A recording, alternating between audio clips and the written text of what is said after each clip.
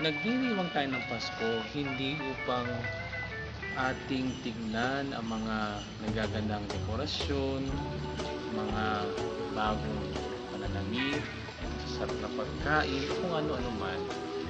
Nagdiriwang tayo ng Pasko dahil inaalaala natin ang panahon na kung saan isang araw ang Diyos ay naging tao. Mahirap unawain, pero ito ay totoong nangyari na sa pamamagitan ni Jesus, ang Diyos ay naging tao. At sa pamamagitan ng pagkakatawang taong ito ni Jesus, pinakikita na dito na ang Diyos ay laging nasa sa atin. Kaya nga tinatawag siyang Emmanuel. Ang Diyos ay laging nasa atin. Kapag sinabi natin ang Diyos ay laging nasa atin, sa lahat ng mga pangyayari sa buhay natin, sa mga araw-araw na gawain natin, kasama natin ang Diyos.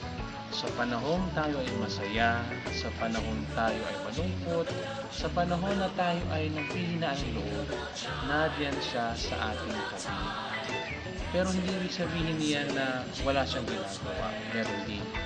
Pero hinahayaan niya na gamitin natin bilang mga tao ang kalayaang ibinigay sa atin nung tayo ay likhain. Tandaan natin, nung nilikha ang tao, tayo nilikha ayon sa kawangan at kawangis ng Diyos. At ito'y hindi nawala sa atin. At ito'y lalong naging mas matingkad nung nagkatawang tao si Jesus sa pamamagitan ni Maria, na kanyang ina, at ng kanyang ama-amahang si San Jose. Nawa sa pagdiriwang natin ng Pasko ito, ating alalahanin na tayo ay nagdiriwang ng Pasko hindi dahil meron tayong mga Christmas party, may regalo tayong matatanggap,